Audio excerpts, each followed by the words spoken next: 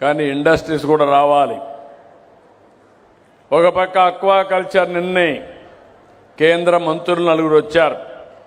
నలుగురితో విశాఖపట్నంలో ఒక మీటింగ్ పెట్టి భవిష్యత్తులో అక్వా రైతులను ఆదుకోవడానికి కూడా ఒక ప్రణాళిక తయారు చేస్తానని చెప్తాను. ఇంకొక పక్కన మీరు ఒకసారి చూస్తే ఇలాంటి జిల్లాలో మీకు గొడవలే తెలియవు. ఎప్పుడు కూడా మీరు ఎక్కడ విరోధాలే పెట్టుకోరు. అలాంటిది మీ జిల్లాలో కూడా గత ప్రభుత్వం భూ సర్వే పేరుతో చాలా అవకతవకలు చేశారు, రికార్డులు మార్చారు, మీ భూమి 22 ఏలో పెట్టారు. ఇలాంటి అనేక సమస్యలు చేసి మీకు ఇబ్బందులు కలిగించారు. అంతేకాకుండా మీ మధ్య చిచ్చు పెట్టే పరిస్థితి కూడా వచ్చారు. అందుకే ఈరోజు నేను ఒకటే ఆలోచించాను. ఇంత మునుపు కూడా నేను మొట్టమొదటిసారిగా 94లో రెవెన్యూ మంత్రి అయ్యాను, ఫైనాన్స్ మినిస్టర్గా పనిచేశాను, రెవెన్యూ సమస్యలు తెలిసిన వ్యక్తిని. ఇంకో పక్క మీరు ఒకసారి ఆలోచిస్తే ఆంధ్రప్రదేశ్ రాష్ట్రంలో రెవెన్యూ సమస్యలు తక్కువగా ఉంటాయి. దానికి కారణం బ్రిటిష్ వారి పరిపాలన. ఆ రోజు బ్రిటిష్ వారి పాలనలో మీరు చూస్తే ఎక్కడికక్కడ విలేజ్ కరణం పెట్టేవాళ్ళు, మున్సిపల్ని పెట్టేవాళ్ళు, రెవెన్యూ కలెక్ట్ చేసేవాళ్ళు, అదే మరి ఎప్పటికప్పుడు జమాబందీని నిర్వహించేవాళ్ళు. అంటే ప్రతి ఒక్క సంవత్సరం అకౌంట్స్ అన్ని ఫైనలైజ్ చేసి తద్వారా మీ భూమి మళ్ళా ఒకసారి రెన్యూ చేసి మీ దగ్గర భూమి శిస్తు వసూలు చేసేవాళ్ళు. అందువల్ల రికార్డులు ఎక్కడా తేడా ఉండేది కాదు. అదే నేను హైదరాబాద్ చూశాను. 9.5 సంవత్సరాలు ముఖ్యమంత్రిగా ఉన్నాను. వివాదాలు ఎక్కువ ఉండేటివి. దానికి కారణం నిజాం పాలన. అక్కడ నిజాం ఏం చేసేవాడంటే ఒకే భూమికి 10 మందికి పట్టాలు ఇచ్చేవాడు. ఆ 10 మంది ఆ భూమి చుట్టూరు తిరుగుతూ ఉండేవాళ్ళు. ఓసారి ప్రభుత్వ భూమిని కూడా మాదని వాళ్ళు కబ్జా చేసేదానికి వస్తే నేను చాలా దిక్కడ బోర్డులు పెట్టి ఆ భూమిని కాపాడిన రోజులు. అలాంటిది నాకు ఎప్పుడూ ఈ సమస్య కనపడలేదు. 2024 నేను ముఖ్యమంత్రి అయిన తర్వాత ప్రతిపక్షంలో ఉన్నప్పుడు కూడా చూశాను. మీరందరూ గుర్తుపెట్టుకోవాలి, ఒక దుర్మార్గమైన పాలన వస్తే విధ్వంసం చేయడమే కాకుండా మీ జీవితాల్లో ఏ విధంగా సమస్యలు సృష్టిస్తారో ప్రతి ఒక్కరూ గుర్తుపెట్టుకోవాల్సిన అవసరం ఉంది. ఆ రోజు వీళ్ళు చేసిన పని ఎవరికి ఎలాంటి ఆలోచన రాలేదు. ఒక కొత్త చట్టం తీసుకొచ్చారు, ల్యాండ్ సీలింగ్ యాక్ట్ అని, టైటిల్ యాక్ట్ అని తీసుకొచ్చారు. టైటిల్ యాక్ట్ అంటే మన భూమిని మొత్తం కూడా ఆ చట్టం కింద తీసుకొచ్చి ఎంఆర్ఓ, జాయింట్ కలెక్టర్, సిసిఎల్ఏ వీళ్ళు ఉంటారు అడ్మినిస్ట్రేషన్లో. అట్లా కాకుండా ఆనాటి ముఖ్యమంత్రి ఆయన అనుకున్న వ్యక్తులనేసి మొత్తం కలిసి చూస్తే ప్రైవేటు వ్యక్తుల్ని, రిటైర్డ్ వ్యక్తుల్ని పెట్టాలని ప్రయత్నం చేశాడు. అంటే ఈరోజు మనం ఇంకొక పక్కన మన రికార్డులు ఉండవలసిన స్థలం ప్రభుత్వ ఆఫీసుల్లో ఉండాలి, కంప్యూటరైజేషన్ చేస్తే ప్రభుత్వ అధీనంలో ఉండాలి. అలాంటి ప్రైవేట్ వాళ్ళకి అప్పచెప్పేశాడు. నేను ఆ రోజు చెప్పాను, వినలేదు.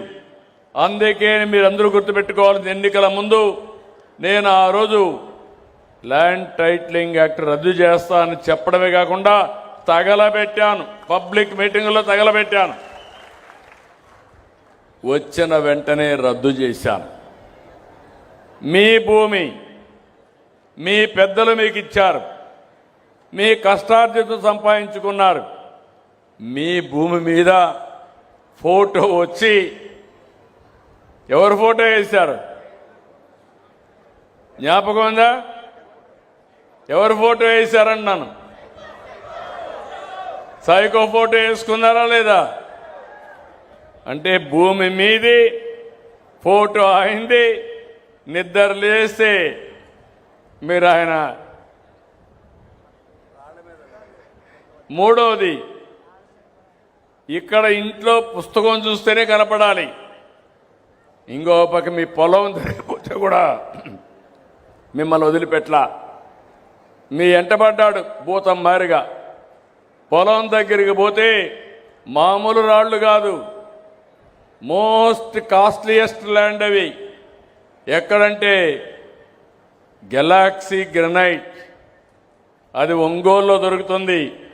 అలాంటి గెలాక్సీ గ్రనైట్ 800 కోట్ల రూపాయలు ఖర్చు పెట్టి సర్వే రాళ్లు తయారు చేసి దానిపైన ఆయన బొమ్మ చెక్కుని మీ పొలంలో కూడా మిమ్మల్ని వదిలిపెట్టలా.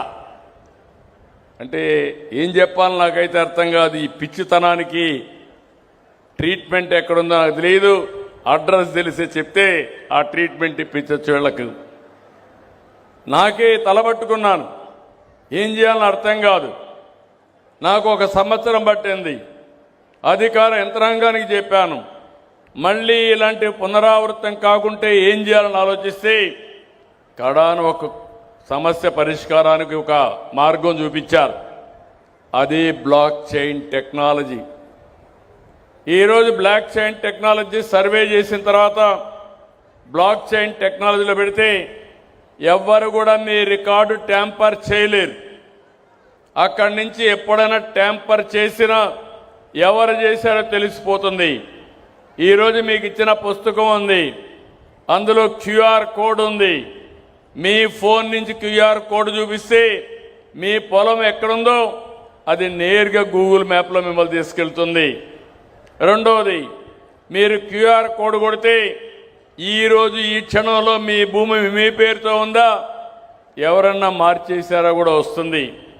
అంటే ఎప్పుడు కావాలంటే అప్పుడు చెక్ చేసుకునే విధంగా ఎన్ని ప్రాంతాల్లో మీ భూమి ఉన్నా అన్నీ కూడా ఒకే పట్టాదారు పాస్ పుస్తకంలో తీసుకొచ్చిన ఘనత ఈ ప్రభుత్వానిది, ఎన్డీఏదని చెప్పి మరొక్కసారి మీ అందరికీ హామీ ఇస్తున్నా.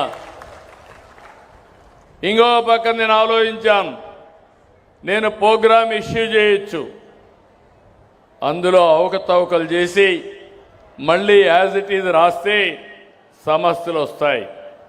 అందుకే మీరందరూ చూడండి, ఈరోజు ఈకేవైసీ పెట్టాం, రైతును భాగస్వామిని చేశాం. ఇది శాశ్వత పరిష్కారానికి మార్గం. అందుకే నేను ఆలోచించింది, మీరు సర్వే చేసేటప్పుడు మీ సమక్షంలో చేయాలి. అందుకే మీకు సమాచారం ఇచ్చి ఈకేవైసీ తీసుకున్న తర్వాతనే మీ సమక్షంలో సర్వే చేశాం. సర్వే చేసిన తర్వాత మీకు ఇచ్చిన పట్టాదారు పాస్ పుస్తకం కూడా సెక్యూరిటీ ప్రెస్సింగ్ ప్రింట్లో చేశాం. కరెన్సీ ఏ విధంగా చేస్తామో ఆ విధంగా చేశాం. మన నోట్లు ఉంటాయి, ఆ నోట్ల మారిగిన దీన్ని కూడా చేశాం. అది చేసే మునుపు మళ్ళీ వెరిఫై చేయాలి. మళ్ళా మీకు ప్రూఫ్ ఆఫ్ కాన్సెప్ట్ పంపించాం, వాస్తవాలు ఏమున్నాయి ఇప్పుడు చదివినిపించారు. మీరు ఒప్పుకొని సంతకం పెడితే ఈకేవైసీ ఇస్తే అప్పుడు ప్రింటింగ్కి చెన్నైకి పంపించి మళ్ళా ప్రింట్ చేసి తెప్పించాం. ఆ ప్రింట్ చేసి తెప్పించి మళ్ళా మీకు ఇచ్చే పరిస్థితికి వచ్చాం. ఈరోజు నేను చాలా గర్వంగా చెప్తున్నాను, 6,688 గ్రామాల్లో రీసర్వే పూర్తిగా నిర్వహించి భూ రికార్డులన్నీ అప్డేట్ చేశాం. ఇప్పటి వరకు 26,46,000 మందికి పట్టాదారు పాస్ పుస్తకాలు ఇచ్చి సమస్య పరిష్కారం చేసిన ప్రభుత్వం ఈ ప్రభుత్వం. అయితే ఈరోజు ఇక్కడికి వస్తే ఈ విడతలో ఈ గ్రామం ఆచంట నియోజకవర్గం 4 గ్రామాలుంటే 4 గ్రామాల్లో కూడా 97.68% పూర్తి చేశారు. మనస్ఫూర్తిగా రెవెన్యూ సిబ్బందిని అభినందిస్తున్నానని చెప్పి కూడా నేను మీకు తెలియజేస్తున్నా. దీంతో 26,46,000 పూర్తయినాయి. ఇంకా 67,32,000 పెండింగ్ ఉన్నాయి. దానికి ఒక టైం పెట్టాను. జూలై నుంచి ఆగస్టు నుంచి మార్చి వరకు నెలవారీగా డేట్లు ఇచ్చాను.